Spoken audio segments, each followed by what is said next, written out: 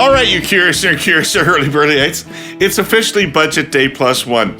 And joining me on the pod are all the policy chops you could ever want, crammed into one Zoom room for the next hour.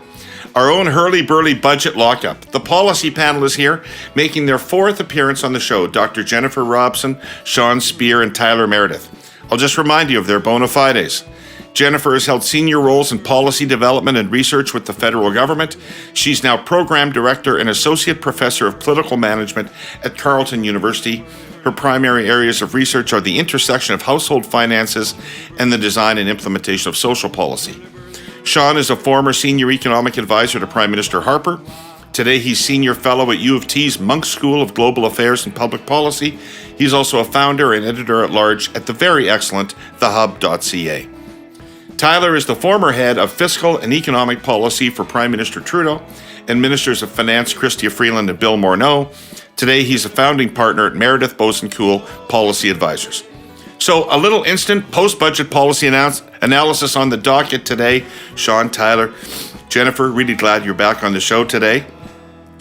You know, I don't know where you guys were yesterday, but back in the 90s, I can tell you that I watched budgets in a control room with focus groups in 5 locations across the country, providing me with real-time feedback on every second of the Minister of Finance's speech and of the responses from the opposition leaders and critics, and that I would be compiling all of that data and hustling to get notes to the minister before he started his round of post-budget speech interviews, especially the one with Mansbridge, because back in the day, everybody would watch the interview in Canada, would watch the interview that the finance minister did with Peter Mansbridge. So we would say, this line is working and that line is not working, and this argument needs to be beefed up, and people hate it when you say this. All that kind of stuff. So budget days were hugely fun, and they were the culmination of months and months and months of work. So for the people involved, they're enormous. Where were you yesterday, Sean? Were you in the lockup? No, I was walking my poorly behaved beagle through Central Park for most of the afternoon, waiting for the budget materials to get up online. If I can just take your comments about Mansbridge, though, for a minute, as an entry point, David, we used to talk when I was part of the Harper government. What were the 3 things Mansbridge was going to say at the top of the telecast about the budget? Because, of course, the budget document contains a raft of measures, but there's only time for him to highlight 3. And our communications team in PMO used to lament this because we were essentially vomiting out all of the government's key economic measures and social policy measures in a single document, a document which no longer provides a straight economic and fiscal update. It is, for all intents and purposes, a mini speech from the throne. And it seems to me that this year, Prime Minister Trudeau's communications staff won that battle.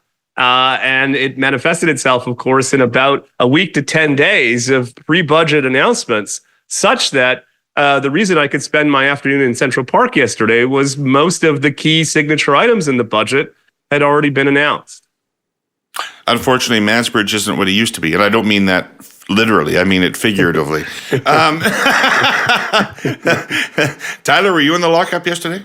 I was not in the lockup. I was also, like Sean, madly trying to read the document at 4:00 when it went online. And I will just say I shed a little tear for the fact that budget.gc.ca as a domain name seems to no longer be active, and they've moved everything to canada.ca, which I don't know. I used to love that domain because it's very easy to find stuff. But all that to be said, I take Sean's point that there are really only 2 or 3 things that people can retain in how this budget is framed. And I think what's interesting is while there was obviously a lot of stuff that was pre-announced, there's actually still a lot of stuff, even that's not at that's not the headline item in terms of particularly the tax change that I think we'll probably talk about a fair bit this hour. That was also announced yesterday. And for me, there's some very interesting things in there on the Canada Disability Benefit, for example, some of the changes that I know Jennifer will probably want to talk about in terms of access to things like financial advice, and even some really interesting economic growth things, which probably is not what you would take away from a budget that raises taxes. Interesting. Jennifer, tell me, you were in the lockup. Was anybody on this podcast in the lockup? I was in the lockup. And I got to say, I went into the lockup thinking, why do I need to be here? We already all know what's in this budget. Anyway, but listen, when Tonda McCharles from the Toronto Star says, would you come in? Like, you say yes, right? Like, that's, anyway. So I went in with the Tour Star group, and was there, as part of the media from 9 a.m. Didn't take that long, honestly, right, to flip through in terms of what are the key things. Tyler's right. There's other bits and pieces in there that are probably not going to be the attention grabbing headline type items, but are, I think, meaningful. What was interesting, though, was that like some of that narrative around, oh my God, this is a tax hike budget. There's nothing here on productivity. Like a lot of that narrative, worst budget since 1982. A lot of that narrative had kind of already landed. And so anyway, it was an interesting lockup to be in the sense that people had very much already made up their minds about what was in that document and what it all meant. David Dodge must have been anticipating a different budget, wasn't he? Yeah, for sure. I mean, in some ways, David Dodge did the government a solid because he went out there and said a whole bunch of nonsense that never turned out to be factual or accurate. And the government, I think, benefited from having expectations misdirected or misset in a certain direction that then means, yes, they will have a fight about a tax increase, but it's a tax increase that's a lot narrower than a lot of people were expecting. Yeah. So let's go back to this Mansbridge metaphor that we've been working. For you, I'm not asking you to do politics here. I'm asking you to do policy. What's this budget about? What's the headline? You're writing the headline about this budget. Jennifer, what is it? The headline about this budget? Well, I'm going to give you the same line that I gave to Susan Delacourt, and she ran with it in her column, which is, this is the bucket list budget. This is the last budget that we know is going to pass for sure. So there's a bunch of items that she said it was their fuck it list budget. Well, she didn't use that word, but yeah. So this is the, okay, do you guys remember the last Obama speech to the White House Correspondents' Dinner? Right. And this is what he got feisty, and he was like, screw it. I am done mucking around with like this uncooperative Congress, executive order on this bucket. Of course, applying bucket. But anyway, there's an element of this budget to me that is that. So I know the headline is supposed to be intergenerational fairness. And certainly, I saw Paul Kershaw in the lockup, and he was nodding, he's very happy about some of these issues. But I think actually this is more like, right, this is the last time that we get to say for sure that this budget is going to pass. So let's check some things off of the to-do list. That was kind of the overall message for me. I agree. I would say at the risk of humbling Tyler, that in a way I think he represents the kind of intellectual center of gravity of big L liberal politics these days. And over the past few days in advance of the budget, he was effectively saying, for the first time in a lot of ways, that what we need is a bigger government. I think at different times, the Trudeau government has instinctively believed that, and in some ways has operationalized that underlying assumption, but hasn't spoken in those terms. And I interpret this budget as, in a way, a signal, a case in favor of bigger government. And the tax increases, whatever one thinks about them, are designed to close the gap between the growth in government as a share of GDP on one hand, and revenues as a share of GDP on the other hand. This amounts to, in a lot of ways, I think a kind of ideological proposition about the size of government in Canada, the things that we think government ought to be doing, and our collective willingness to pay for that. And I think ultimately that sets up, if you're a policy wonk, a pretty interesting ideological and political contrast over the next 12 or 18 months. All right, Tyler. Sean told us what he wrote in TheHub this morning. Jennifer told us what she told Delacourt to write in the Star today. You got something new for us? Well, so I want to pick up on the point, though, that Sean made there, because I think he's on to something in the government's own thinking, in that, and there's a reason they connected a tax and the specific taxes they did on wealth in order to talk about intergenerational fairness. Because if you go back to the early 2000s, a time that you will know well, David, from your time around the party and around government, we cut a whole bunch of taxes and we shrunk the size of government on the premise that shrinking the size of government and shrinking taxes would actually lead to a whole bunch of extra productivity, right? And would lead to extra growth that would be better distributed across society. Turns out, 25 years later, would also give Stockwell Day no path to winning an election. Sure, and yes, and you were right that worked politically at that moment in time.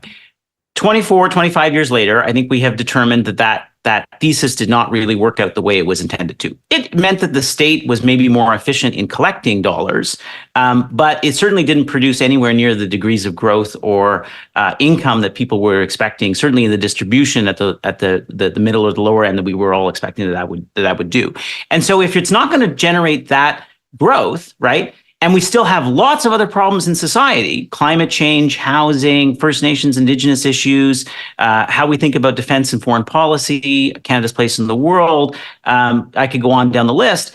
Then probably the state needs to be bigger in order to address those problems. And I think what this budget is about, yes, it's about fairness because that's the headline they want you to retain, but it's about a reformulation of what fairness is in a world in which we've tried a thesis that didn't work. And now actually we need to repair the state in order to help provide some of those basic public goods. Jennifer, do you see that kind of robust alternative thesis of government in this budget? Look, I think that there is a thesis to be advanced for spending side measures to improve productivity. I don't know if anybody else caught the paper that was released by the IMF yesterday, looking at has a really nice graph. Actually, they've done some really interesting modeling on various types of measures that could actually boost productivity. And there's a couple of key takeaways in there. The first is that the supposed overhang effect, right, of public debt as a way of depressing or having a reducing function on productivity and growth is actually relatively modest. So that's, I think, one thing, right? Because that's always part of the counter argument, which is that actually we need smaller government to get out of the way. Another piece that comes out loud and clear is opportunities for major growth on AI, and also by encouraging better allocations of labor and capital. And I think actually the government has a thesis that they could advance with many of the elements that they put in the budget yesterday in terms of some of the AI investments. Honestly, even some of the measures with regards to taxation of capital gains, frankly, some other bits and pieces. But when I talk to the folks, that's not the thesis that is kind of coming together. And I worry a little bit that the focus on sort of intergenerational fairness is maybe getting in the way, honestly, of if what they want to advance is that coherent argument or a coherent argument that actually bigger government is required in a more complex, multifaceted and challenging and uncertain world. There is a thesis that they could advance there. I think, Tyler, to Sean's point, Tyler, you've actually done an awful lot of that groundwork for them. Will they pick up the ball and run with it? I don't know. Jennifer mentioned Obama's press correspondence speech. I'm reminded of the West Wing episode where someone writes on a piece of paper, "Let Bartlett be Bartlett." And it seems to me this budget, which is a culmination, I think, of the government's post-pandemic thinking. Those are the last scrolls they find when they investigate the ruins of a destroyed political party. They find, somebody wrote, "Let so-and-so be so-and-so." Well, I'm neither endorsing the premise nor claiming that it's going to have political fecundity, but you do get the sense that something shifted within the Trudeau government in and around the pandemic or post-pandemic period. Part of it was personnel, part of it was changing circumstances, but I think it's increasingly come to grips with a kind of political economy worldview that basically thinks that bigger government is a good idea. And up until now, of course, it's enabled people to have bigger government on the cheap by deficit financing most of its spending growth. And again, whatever one thinks about the tax change yesterday, it's a pretty significant one. It's going to bring in $20 billion in revenue over the next 5 years. Next year, almost $7 billion, the equivalent of a GST, a single point of the GST hike. this is a kind of meaningful step to bring federal revenues and the government's spending ambitions into something approximating balance. And I think it opens up, as I said earlier, a pretty interesting political debate that we really haven't had for decades, which is, what do we think about the proper size and scope of the government, and how much are we prepared to pay for? I think the Conservatives are prepared to take their chances on that battle, but it'll ultimately be up to the Liberals to make the case that that bigger government is worth it. Can I just pick up on that point, David? And I want to say two things to what Sean just mentioned, because I think he's right. So if you go back to the mid 90s, federal revenues as a share of GDP was about 17.5% at its peak, just before the tax cut kind of era started in the early 2000s. That declines to, at its lowest point, about 14% of GDP. So we get effectively a 3.5 percentage point of GDP tax advantage that emerges as a result of the changes that happen in the late 90s, early 2000s around this consensus that says we need to cut taxes in order to restore kind of growth and productivity and investment in the country. And over time, because of how changes in the economy have happened, because of changes in things like closing of loopholes, changes in tax administration, that 14% rises to about 16 or so percent in the last couple of years. So we carry back about 2 percentage points of that advantage. And that's before we've touched any major statutory change in the tax rate. It's just closing loopholes, changes in the economy, changes in composition of how income occurs in the economy. Now, what's interesting about this particular fight that the government has taken on, it is the first time that they're actually touching a statutory lever that goes at something quite structural in the way we think about taxes. And look, I think this is going to be a very popular tax change on its own, because it's somewhat hard to argue against in the design of what they've done. And it's a very small number of people who actually benefit from it. And I think most people would be a bit maybe shocked is too strong a word, but a bit misinformed to know that that most people, if you're in the top 1%, you ordinarily get about half or more of your income from capital gains. And so if you do, you're taxed at a much lower rate than, say, someone who's a nurse, right? And so this change is going to be quite material to addressing fairness and intergenerational fairness, but it also has an effect of being the first structural tax policy change that this government has really taken on beyond what was done in 2015 with creating the new top tax rate, which was important, but was much more targeted than what this is. Okay, so let's judge. I want to get to the tax measure, obviously, but first I actually want to, Tyler started to do this, assess this budget against its own test, which is fairness for younger Canadians. They say fairness for all, and then they say, but especially for younger Canadians. I love the idea of fairness for all, but especially for some people. And so, does it meet that test, Jennifer? Is this a budget that improves fairness outcomes for millennials and Gen Z? So look, the weight of that argument is resting very heavily on all of the housing measures, right? As sort of the primary pressing concern of those generations in terms of their ability to afford a place of their own, and especially to afford to buy. There are measures in there that I think have the potential over time to increase housing affordability. Part of the issue is going to be that the housing stock does not just appear overnight, right? This is going to take time. And so it's one of the challenges, I think, of getting into a fairness kind of debate and argument is that there's an expectation of fairly instantaneous results. Yeah. Right. Whereas actually a lot of those housing measures are going to take 5, 10, 15 years, right, to kind of work their way through the system. There's also another risk here, I think, that bears talking about, and I'm tying it back a little bit to our conversation around bigger government, which is this is also about how activist the federal government is going to be vis-a-vis areas of provincial jurisdiction. And so I think another area to keep an eye on as a thematic of this budget is, just as Obama was like, that's it, I'm done pussyfooting around with Congress that doesn't want to play ball with me. I think this is the government that has decided that picking fights with provinces is one avenue that they're not going to be shy about anymore. And the way that this relates back to this question of fairness is that in order for many of these initiatives to work, you have to get enough provinces on side. So I would just say, I said earlier that the government at different times has been insecure and self-conscious about bringing expression to its ideological commitments to bigger government. In a way, it's sort of done it by stealth as opposed to making the explicit case. And I think that a change is reflected in the budget. On the use of the federal spending power, I don't think the government at any point has had any self-consciousness about that.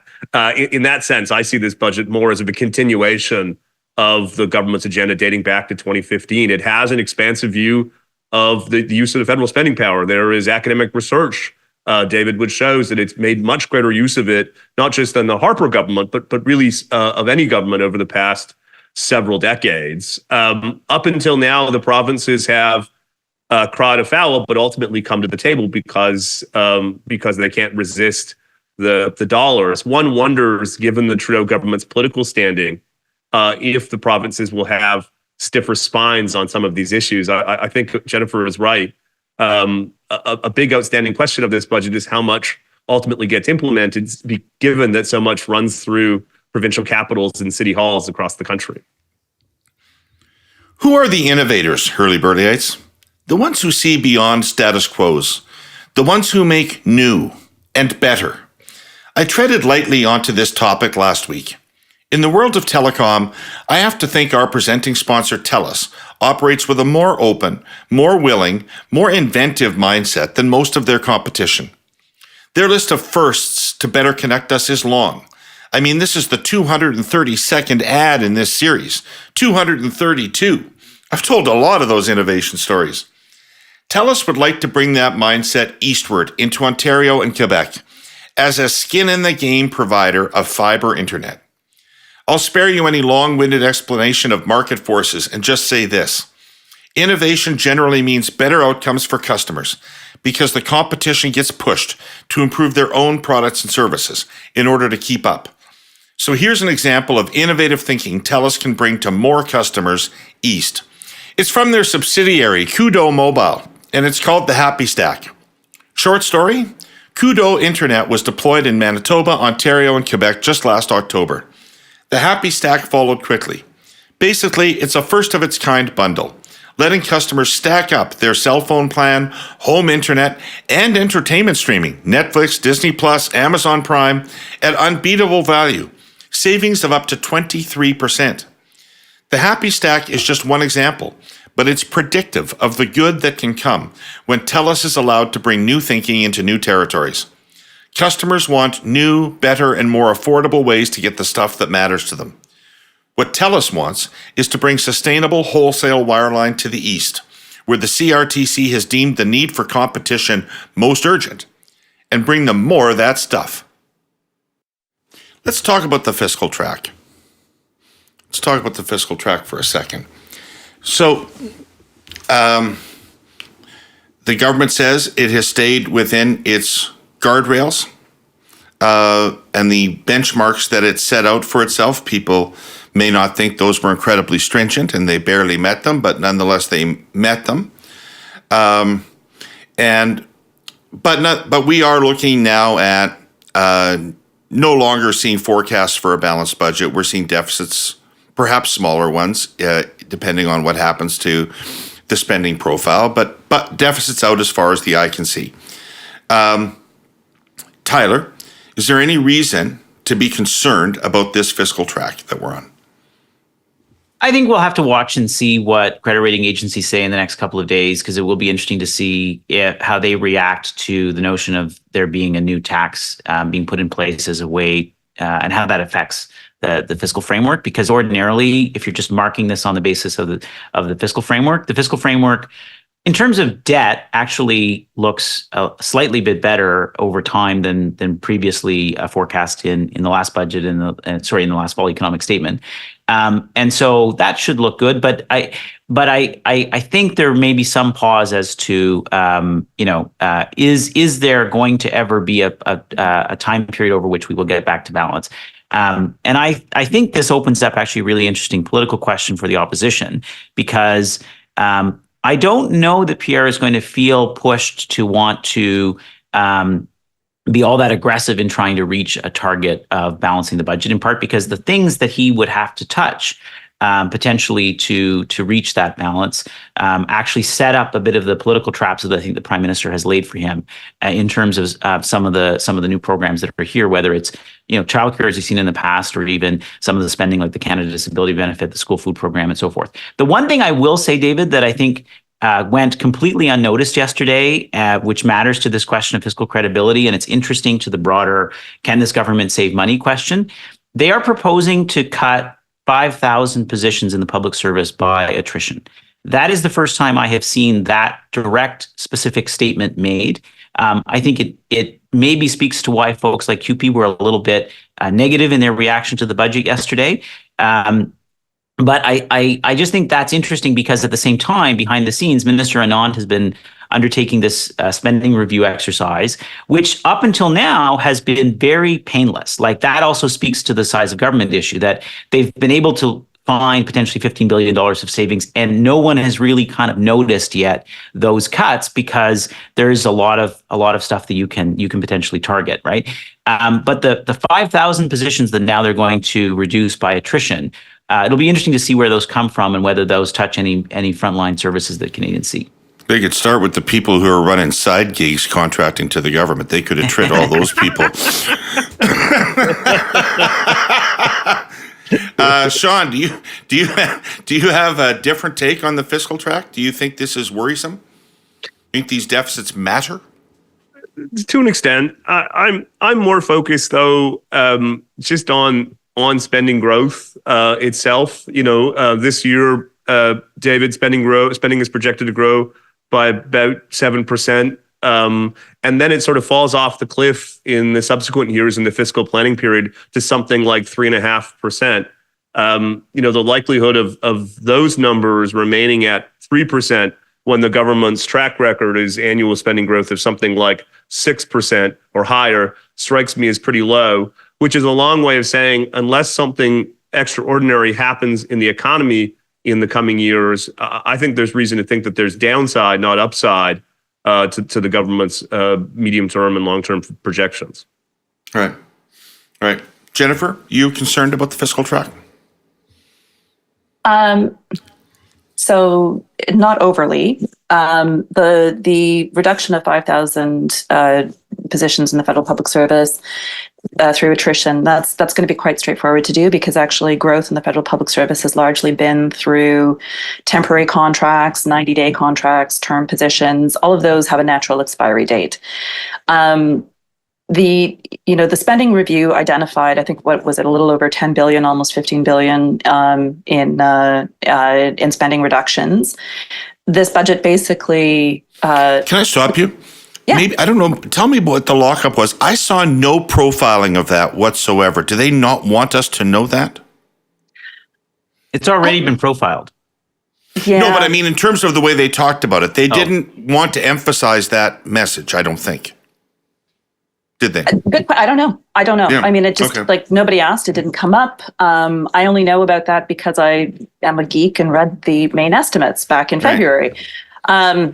Anyway, and an awful lot of the way that those spending reductions were done is essentially by doing a couple of things, like obviously reducing travel, capping new hiring, and then sunsetting things and not renewing it. And I think this budget largely just sort of took those savings and reapportioned them in some cases, actually, like taking money from the regional economic development agencies from one grants and contributions program and putting it back in for a new one that's dedicated to AI instead of what they were doing before. Fine. Okay.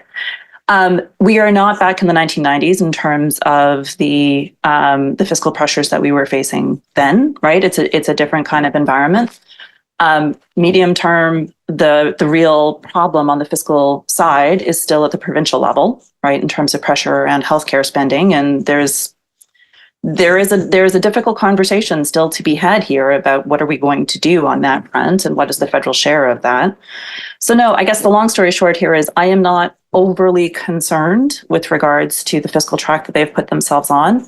I understand that there is skepticism with regards to their willingness to stick to the fiscal guardrails, but I actually think that largely that's code for I just don't like those fiscal guardrails. I wish that they had my fiscal guardrails instead. So on the subject of intergenerational fairness, Don Drummond came on this program and argued vociferously in favor of balancing the budget on the exact grounds of intergenerational fairness. He said there is so much shit coming down the pipe at younger Canadians, start with climate, right? That surely we should leave them a clean balance sheet so that they have the resources and room to address those problems without inheriting a 30% debt to GDP ratio. Sean, what do you think about that? Yeah, there's something to that. Tyler said that it's quite likely moving forward that we'll need to have bigger government rather than smaller government. And, that's not even a normative argument. That's arithmetic. When you think about the growing share of expenditures dedicated to seniors, when you think about the costs associated with climate change, evolving geopolitics, et cetera. And we are going to start that era, David, after yesterday's budget, with government spending as a share of GDP at the same level it was before the Martin government. Before the Chrétien government and finance. I'll take it.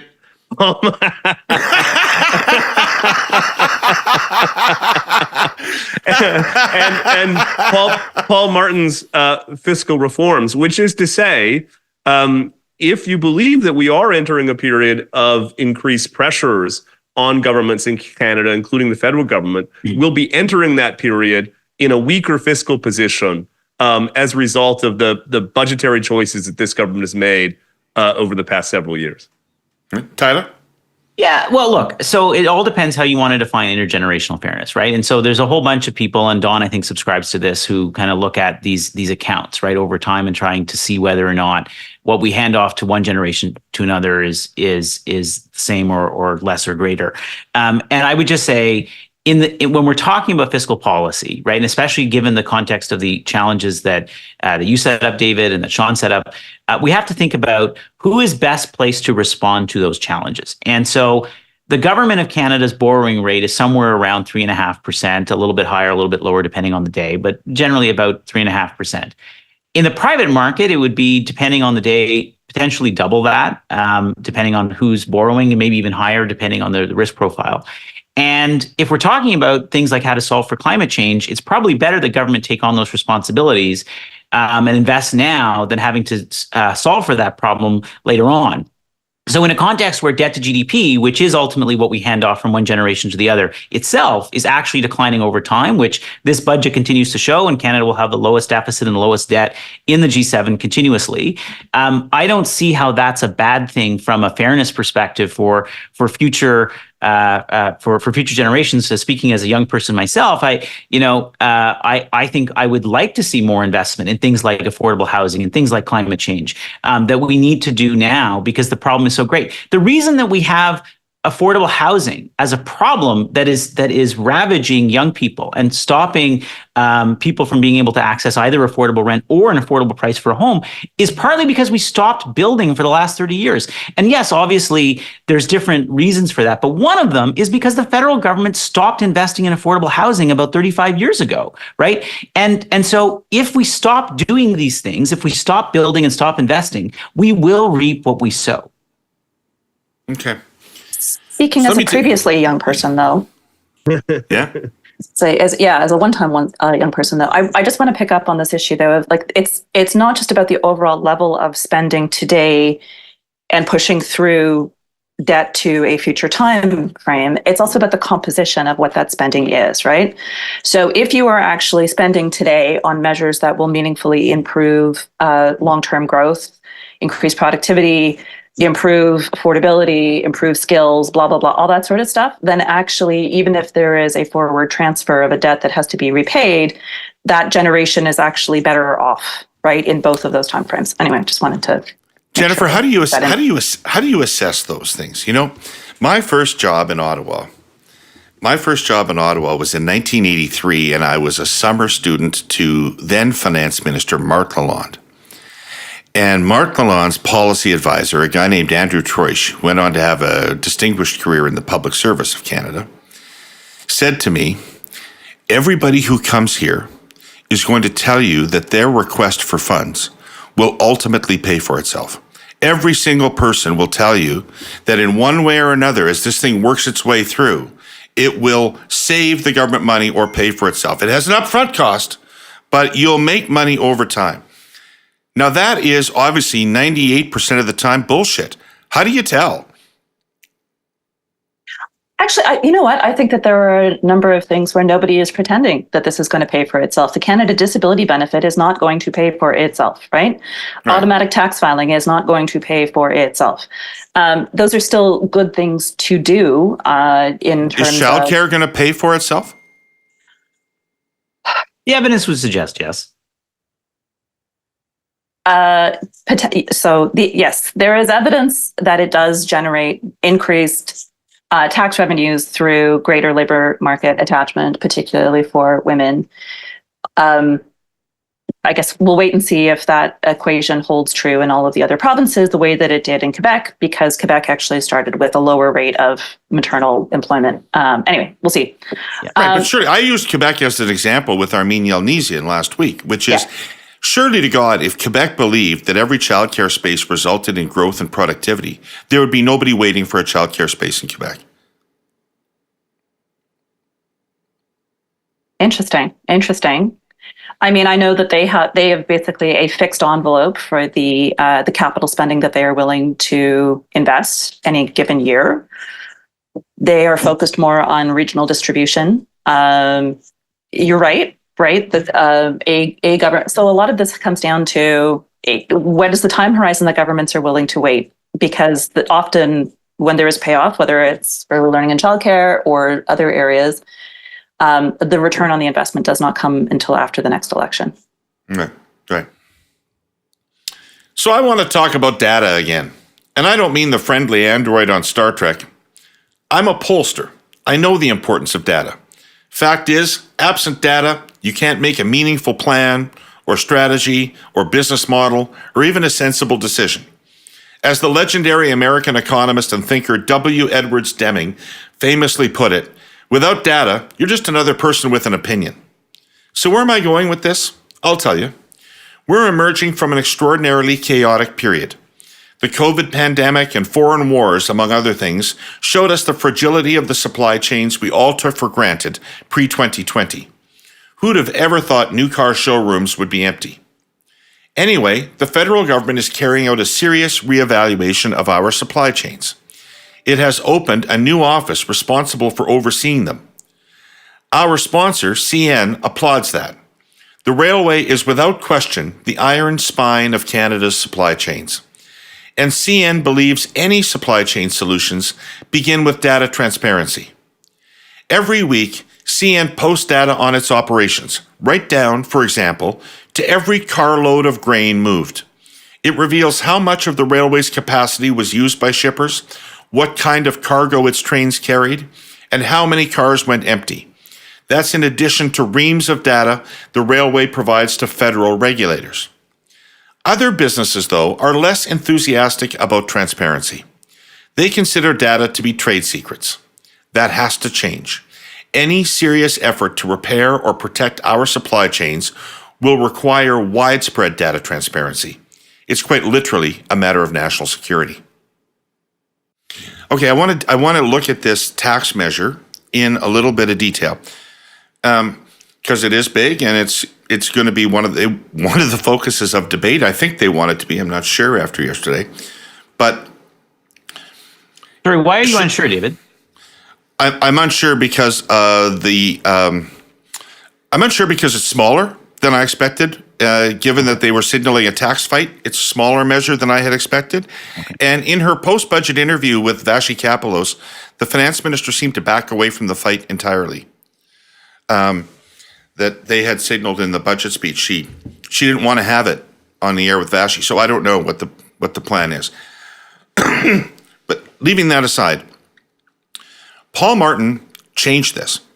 So there was a 2/3 inclusion rate until the year 2000, and Paul Martin brought it down to 50%. Here. In the 75.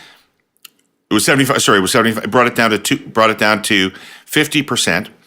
As part of my least favorite of his budgets, the massive tax cut budget of 2000. My favorite.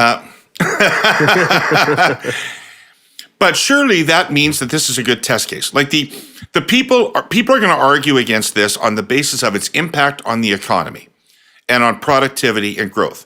Rich people are not going to say I shouldn't pay more because they know that's going to fail as an argument. They're going to say this will inhibit investment, this will send a bad signal to business, and this will hurt our productivity, not help it. We should have 20 years of evidence. Do we have 20 years of evidence? Well, we do, in the sense that productivity really hasn't, it's continued to slow over time. It's gone up and down, but a lot of that has been in response to things like the commodity cycle that happens in Canada, where Canada really depends on a substantial amount of capital investment that happens in a few industries, particularly those that are resource intensive. So I think it'll be interesting to see what happens in those industries, because Canada, let's start from the premise that Canada lacks sources of capital and needs more sources of capital in order to invest in all of the challenges that we just described earlier in this podcast. So does this tax change at the margin change the incentives for people to invest in some of those? Maybe, potentially, but I'd say two things. One is the government went out of its way because it knew that it was going to have this question about what would happen to the risk-taking abilities and the risk-taking incentives that this would change, and they clearly went a step in the direction of wanting to take off the table those concerns. One, by making separate new accelerated capital investments in patents and intangibles, which for the innovation economy is super important. I'm not sure that Toby Lutke, who seems to be opposed to this, has picked up on that piece necessarily. The second is they've also created an entrepreneur incentive. And the entrepreneur incentive, when you put it together with the tax change, means that basically anyone who has a capital gain from a business that they're creating over time, once it's fully phased in, that is less than $6.25 million, they will actually be better off as a result of these changes net. I don't think it's going to be very easy for someone arguing against this to say that that we should undo a tax change that effectively treats anyone with a capital gain less than $6 million better and anyone over $6 million worse, that's fundamentally somehow unfair. I think most people will find that fair. And I think to the extent that people are looking at capital gains as a source of how you invest and create the capital to invest in new businesses, for example, that's probably not bad. But I think the effect that it would have, if there is an effect, it will be about whether or not entrepreneurs feel that they are now less welcome in this country. And again, I don't think that actually matches up by any means to the substance, but there is a question of whether that feeling has some effect. I would agree and partly disagree with what Tyler said. I think there is theoretical and empirical evidence that higher taxes on capital will have some negative effect on investment. The magnitude of which is a subject of debate, and as Tyler says, we'll ultimately see. I agree with you, though, David, that I don't suspect that this will become a political fight for a couple of reasons. One, the government has taken steps to try to minimize the broad-based effect of the measure by first establishing a threshold, and secondly, increasing the lifetime capital gains exemption to over $1 million. And this is kind of a regressive measure for a progressive government to basically shield over $1 million of lifetime capital gains. Just in parentheses, that lifetime capital gains exemption used to be about $750K in and around 2013. The Harper government indexed it, and I lost track of it until yesterday and was surprised to discover that we're now in a world where it's something north of $1 million. I think for those two reasons, the government has, as long as it's higher than the value of my cottage, that's the perfect. the government has preempted the argument that this is a broad-based tax hike. And then relatedly, I think part for that reason, I don't think the Conservatives will take the bait. This is sort of sufficiently constrained that, well, it probably will have some negative economic effects. The affected taxpayers aren't the type of people that Pierre Poilievre was talking about in his speech before the Vancouver Board of Trade a handful of weeks ago. No, but it's an easy tax perhaps to mischaracterize, because I bet you $100 that nobody in this country that doesn't have a capital gain understands how capital gains tax work. Yeah, for sure. 82% of the capital gains. Sorry, I'm quoting Michael Smart here. I should give him credit for this. 82% of capital gains are claimed by people who are in the top 10%, 57% by people who are in the top 1%. Right. So right. This is not a tax measure that many voters will be familiar with, and certainly they are more likely to be in suits than boots. To refer to Oliver's statement in terms of who he's trying to reach. But I guess there's one part that I wanted to pick up on here, which was with regards to the economic impact of this. And I think that there is something to pick at here in terms of an assumption that all capital is necessarily productive and good. And there is also some evidence that there's some dead capital, basically, right? There's capital that is not actually being productively used and mobilized and allocated in the economy.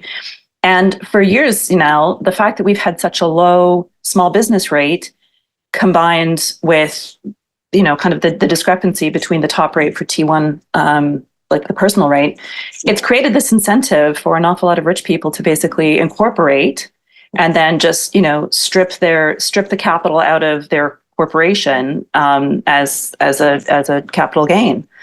And I think, there is something to be said here for saying something to be said for this tax measure as kind of starting to address some of that perverse incentive and maybe encouraging better allocations of that productive capital as opposed to just having it continue to concentrate in the richest people for their own gain, where they're not necessarily the ones who are starting businesses. Yeah, didn't I read that it's likely to encourage companies to do fewer share buybacks? Yes. Right? Which is an unproductive use of their capital, right? Yes, because they get a benefit in the share buyback structure around capital gain, depending on when they strike the buyback, because it affects the share price. It raises the share price right over time. Just two interesting points or thoughts that I think are important to this discussion. So one is, interestingly, we're recording this obviously the day after in the morning. I just took a quick look at the markets. The TSX is actually up 0.5 percentage point, and it's actually rising at a rate that's about 2 or 3 times faster than the US index. So clearly investors are not ticked off by this necessarily. But the second is an interesting design choice, David, that I think we should probably underline for listeners. They chose to implement this in a way that doesn't come into effect until the end of June, which means that people have a choice. If they want to sell early and take advantage of the current tax structure that's a bit more advantageous, they can. And they can then make subsequent investment decisions after that point in time, knowing what the new rules of the games are. And that's important because often, as you know, David, from your time, when you make tax changes, it's often effective the date of the budget so that there's no gaming that people can take on. This is actually a very intentional choice that the government has made to want to give people enough time to figure out what is the right thing for them. I think that's actually very smart, particularly because if we think, for example, let's say in the housing sector, where people own increasingly the number of people who own investment properties, which would be subject to this. There's a principal residence exemption that we will all benefit from. But if you own a secondary property, you will be captured potentially by these changes. There's an incentive here to sell. And in the short term, this could actually lead to a fair bit of selling that could actually bring down some going prices for new properties. That's interesting. That is interesting. Okay. Jennifer, I want to come back to you. Okay. Because I want to ask you about some of the social programs in the budget. and I'm a little underwhelmed. That will be my starting assumption. I had expected a budget that was going to have a big play on social investment and a big tax measure create a big fight. I kind of got neither of those things in the budget. And on key social policy measures, they moved really incrementally and not in a way that seems to me likely to impress stakeholders. So the school food program is quite limited, reached 400,000 people. The disability benefit, I think, has badly disappointed that community in terms of the size of it, the eligibility for it, when it starts, all of those things. Why would you disappoint those kinds of people in a budget with so much spending? Right. Because they have gone all in on the housing spending. And there's just only so many social dollars, right, in a given budget to spread around. You're right. I think the disability community is going to be enormously disappointed in what has been released with regards to the Canada Disability Benefit. On the other hand, there are some small gems in there that I think are important and potentially transformative. So, I want to say, like, kudos where it's due.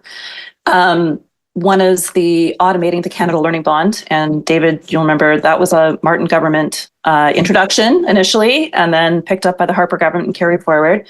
But there's been a bunch of kids who have been missing out on the money that could actually meaningfully impact their life trajectories, right, in terms of their opportunities. So make that automatic, make it easier for people to capture the money that has been owed to them for years. That's, absolutely a good thing and an important thing. Probably will not get enough eyeballs or kudos for that. And it's probably not a big vote getter. I get it, right? But it's important. Likewise, the money to support nonprofit access to free financial advice and services through a grant and contribution, I gather, to Prosper Canada. That's important, right? And again, it's probably not going to get enough kudos, but when people are in financial hardship and they can't walk into the bank is not set up to help them with their particular debt counseling issues. Those are the community services that actually really matter to people's lives and their ability to handle financial straining circumstances. So there are pieces in there that are meaningful, but I don't know that social policy necessarily has to be done through big national programs all the time. All right. Tyler, take me up on my thesis. Did they walk up to the plate thinking that they were going to swing hard and then bunt it at the last minute? So in the lead up to this budget, I think I may have said that I thought it was going to be a, quote, activist-y budget, and created that term. I still think it's an activist-y budget, but I agree with Jennifer that they've put most of their chips down on housing, and they've done that for political reasons that I think we all understand. But to the point about is a half loaf better than no loaf when people are expecting a full loaf, and which do you make a problem worse for yourself when you don't deliver the full goods that people are expecting? I'll just say on the disability benefit, I understand why people will be not embracing that as perhaps the important, significant step forward that it ought to be. There's a whole other case study that we can do at another time about how that whole benefit came about. And I think there's some mistakes, to be honest, about the way it was legislated, in that we shouldn't have legislated it first before we agreed on what it was that we were going to design. And that, I think, has led to the misalignment of expectations in the community. But I will just say, as a person with a disability, I think that there is more that we can do here. And the story of a lot of social progress, be it the Canada Child Benefit and others, is that you start small and you build, you keep investing over time. And what at least the Canada Disability Benefit does is that you can continue to invest in it over time. And let's hope that that is the case. And let's hope that there is a multi-party consensus to do that over time. And I would say if people are looking for more dollars in this space, one place they ought to look for, if we're talking about fairness, is the disability tax credit. It still goes to people who are higher income, who don't frankly need it. And if the goal here is to reduce poverty, we could roll some of that into the base. If I could just laud one particular social policy change outlined in the budget, my favorite measure was an announcement by the government to extend the payment of the Canada Child Benefit for 6 months in the event that a child passes away. A former classmate of mine at Carleton experienced a tragedy last year when he lost his young son and received a letter from CRA insisting that he repay the CCB benefit. Him and his partner, in the midst of their grief, took it upon themselves to advance the case with the Minister of Finance, with the Minister of National Revenue and others, that this change ought to be made so that other families didn't go through the experience that they just had. And I think it's to their credit and the credit of the memory of their son that the government has made this change. And I don't think anybody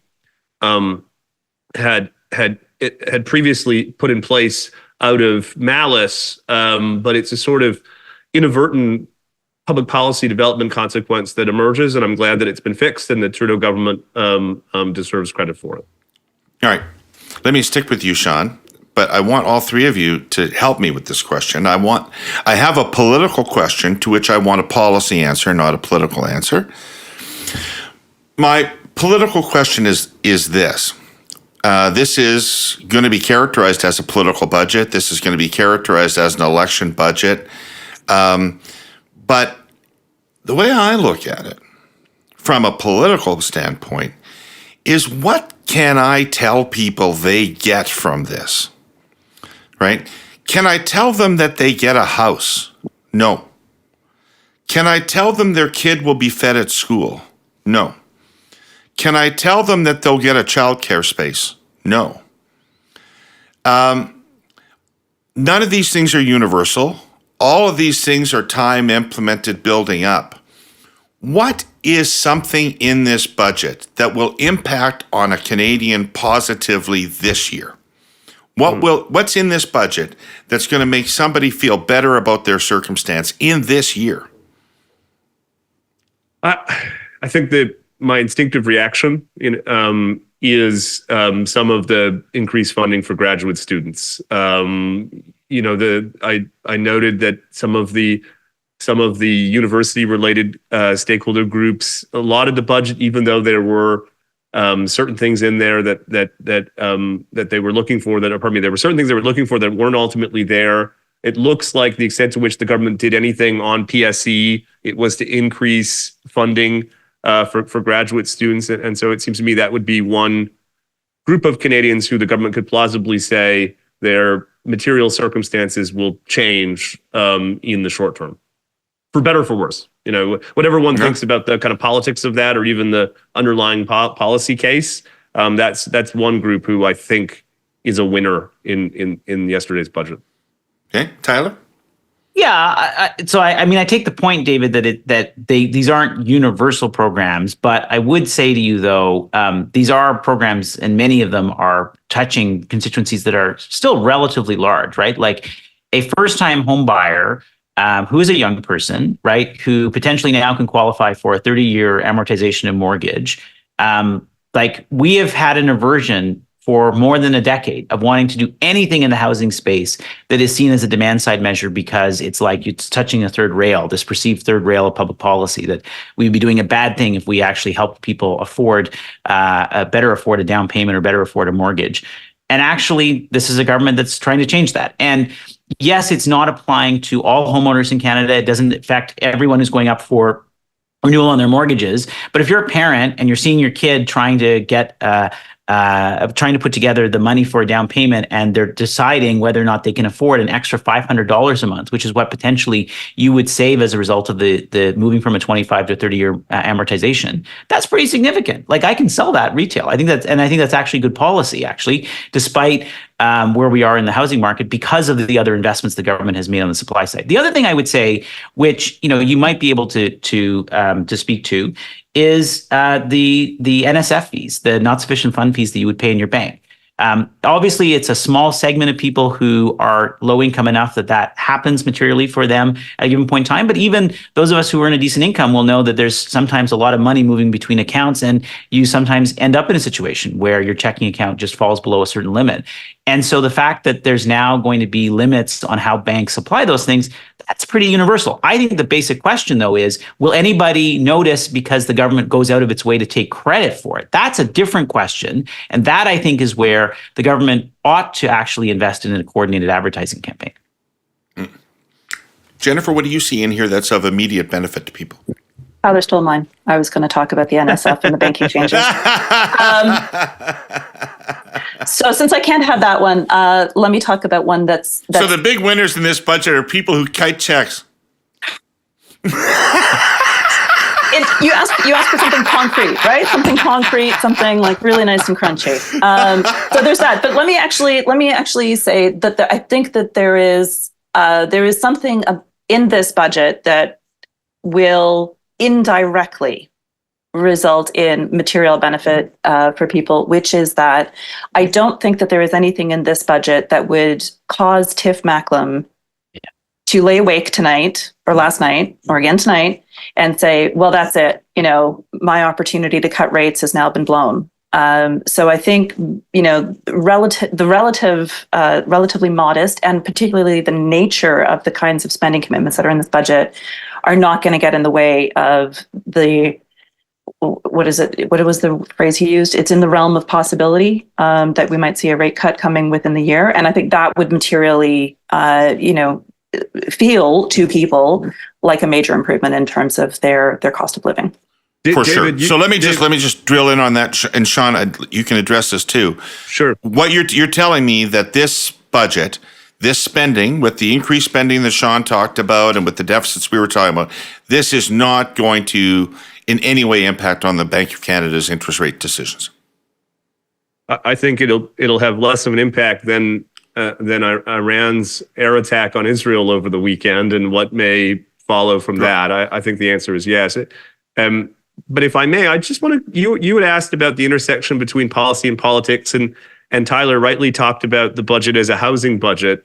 I do think it's an open question whether the totality of these measures, and there's a lot of incremental measures related to housing, changes people's minds about how the government is responding to the housing crisis across the country. I saw a poll this week that the Liberals are in third place when it comes to trust with respect to the housing file. And I think it's unclear to me, even if one agrees with each of the individual measures, if people can kind of see a story in the totality of them. And just before I turn it over to the others, let me just say a key part of that story, a part that would have been almost inconceivable 12 or 18 months ago, is some of the language in the budget around immigration policy. I don't know if there's a policy file in Canada where we've seen such a significant shift in the kind of center of gravity more than immigration policy than we've had. And I think it's come, fortunately, I think, finally. But the open question, it seems to me, if people are ultimately satisfied with the changes that the government's enacting, if we're going to ultimately protect a pretty powerful comparative advantage for Canada, which is that we've been able to achieve relatively high levels of relatively high levels of public support for relatively high levels of immigration for a long time. And I think that language in the budget was basically a signal that the government recognizes that, for better or for worse, the growth that it's experienced over the past several years has put that comparative advantage at some risk. Hey, Tyler. Yes. I love defined benefit pension plans. I think there should be more of them in Canada. I've worked with a couple of them. I know that they are scrambling day in and day out to find investments that can possibly keep them fully funded as human beings live longer and longer and their obligations mount. This is not easy for them to live up to their obligations, So what's a worse idea than giving them political direction about where to invest?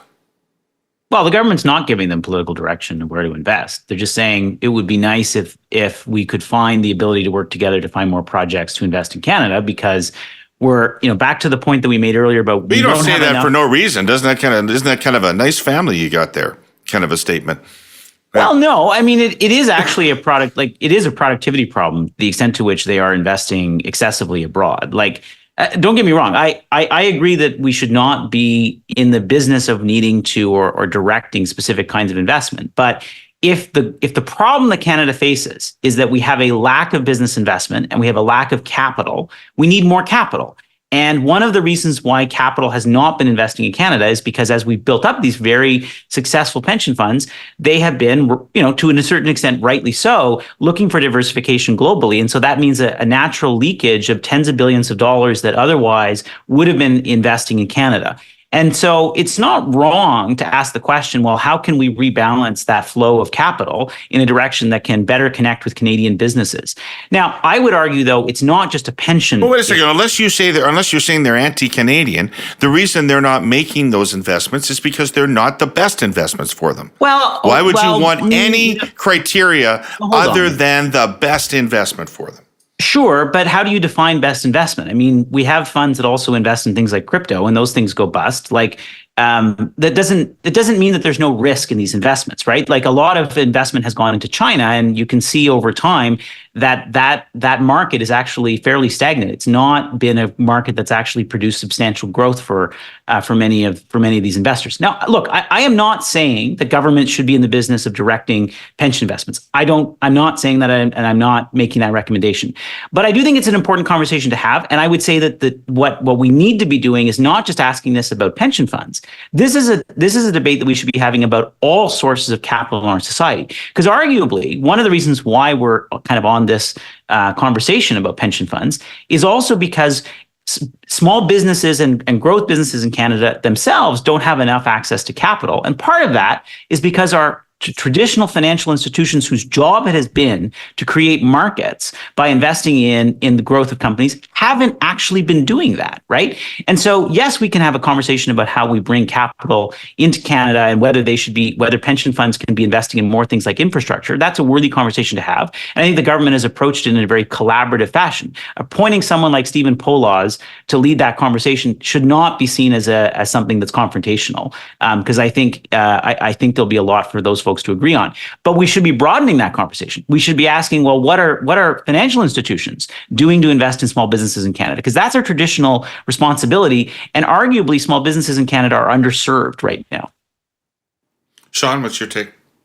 The only thing I'd say quick is I noted that the section about Canadian pension plans in the budget. I was pleasantly surprised that it sounded collaborative as Tyler says, and not potential legislative changes that were being speculated about before the election, or before the budget, rather. I think the most interesting bullet in that section is, if I kind of turned my head and chose to interpret it in a certain way, it could be opening the door to a possible privatization of some airports, which is now we're starting to talk here, right? Like, the problem isn't that the pensions aren't investing in Canada because they don't like Canada. They're not investing in Canada because they're in search of high return assets to invest in. Yes. And if we can, and so it seems to me there could be scope for something of a political consensus for a renewed focus on privatization, not as it was in the 1990s to simply reduce the size and scope of government, but in this particular case to also free up assets for our pension funds to find high returning assets here within the country. Okay. Jennifer, you got anything you want to say about this? I guess two quick things. I think Sean raises a really important point, which is that you need to have the kinds of asset classes, right, that these pension funds can actually invest in. That means, like, you need to have, like, scale, right, that is actually going to be attractive to them. And so the fact that there is now going to be a dialogue about how do we create the conditions where they can find that kind of scale that would be attractive, I think is important. And yeah, I agree. Like, Stephen Poloz is not going to be a scary guy for them to talk to on this.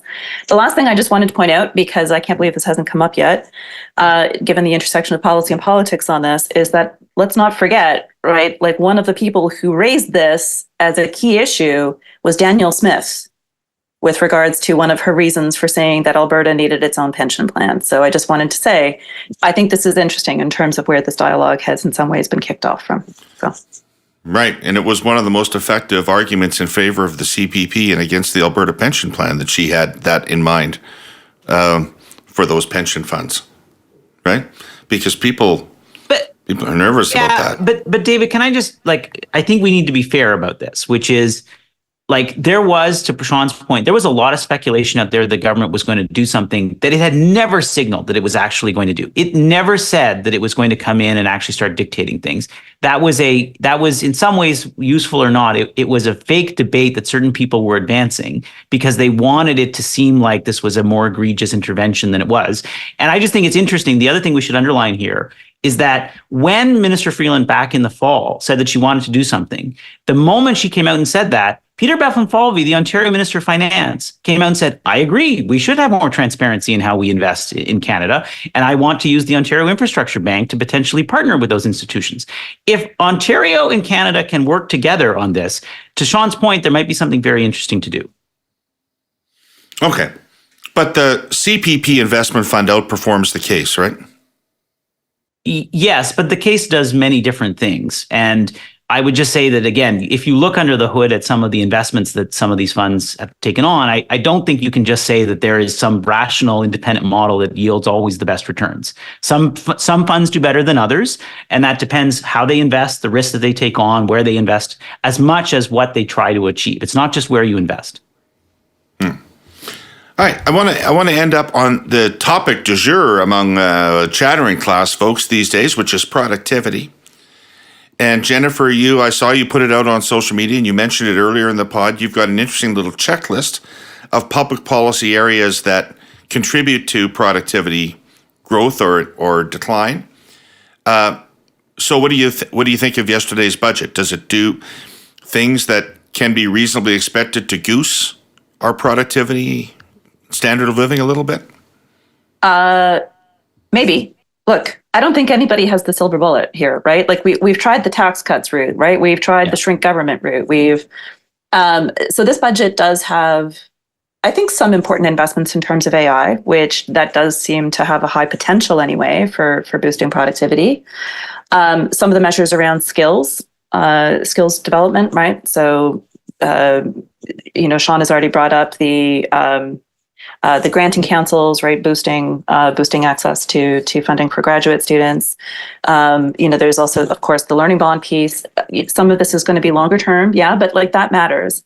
Where I think we're still missing out, though, is with regards to labor mobility in this country, right? We still have too many interprovincial barriers with regards to some of that stuff, and I don't know that this budget, it just wasn't on the list, right, of things that this budget necessarily took on. All right. Sean, do you think that there's some economic thinking in this budget that can make a difference? In some ways, it seems to me the placement of the economic policy chapter later in the budget is sort of symbolic of the way the government thinks and talks about these issues. It as we've discussed before, I think sees the types of social policy investments that we've been talking about today not merely as social policy, but also as growth enhancing in and of itself. It's kind of made a bet on that type of thinking, and I guess we'll see how it manifests. The AI funding may have some effect on the margins, although we're up against some pretty big players, Google, Apple, Microsoft, and others, and it seems to me $3 billion is sort of or $2 billion rather is a drop in the bucket. The one disappointing item when it comes to productivity is there's a commitment to try to set a fixed timeline for the review of major projects and the permitting process, moving in the direction of some U.S. jurisdictions that have similarly established timeframes.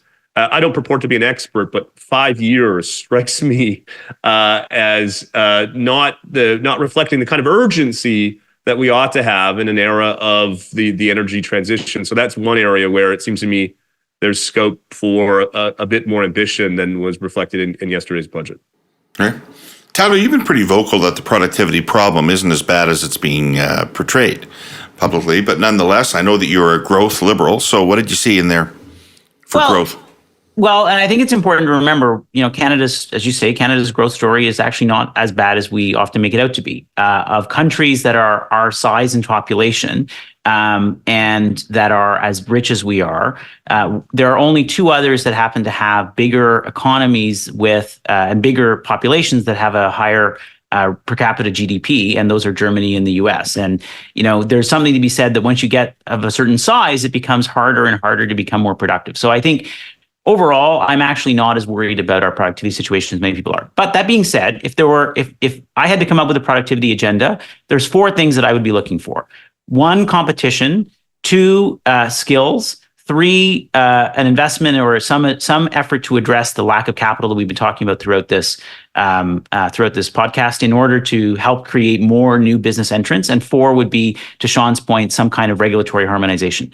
I don't see anything in the budget on competition. They've obviously been very active on that front in the last while, but I didn't see much new on that front. And I think that's a lever we need to keep pushing on, because it is the one thing that governments haven't really tried on productivity in the last 2 decades, and where Canada is a bit behind, especially in certain industries. Skills. This budget is all about skills. I'm not sure that that's going to get known by people, because I think the tax change is going to overshadow things. But it is a really significant investment in research and development, not just in terms of post-secondary education, but even in, for example, basically making it completely, you can write off any investment that you make in patents and innovation. That's a really attractive incentive. We'll see what happens there. The budget doesn't necessarily address access to capital. That's something that I think we need to keep our eye on. And obviously, 4th, I'm a little bit more bullish than Sean on the regulatory reforms that are proposed. There's been a lot of work in the last year of the working group on regulatory reform that Minister O'Regan has been leading, and I think we should all take solace in the fact that Minister O'Regan is a very different minister than a lot of others in the cabinet. I want to thank you for your time today, the 3 of you. Thanks for demystifying this budget for me and for my listeners and helping to explain it. I want to thank our presenting sponsor, TELUS, and our sponsor, CN Rail. Everybody who watched or listened to this show. We'll be back next week with more of the Herle Burly and probably a more political lens on this budget. But it was fascinating today to sort of pick apart the key components of what seems to be, by everybody's standard here, a substantial piece of work. Okay. Thanks for your time. Thanks for coming on again. Always appreciate your insights. Thanks for having us back. Thanks.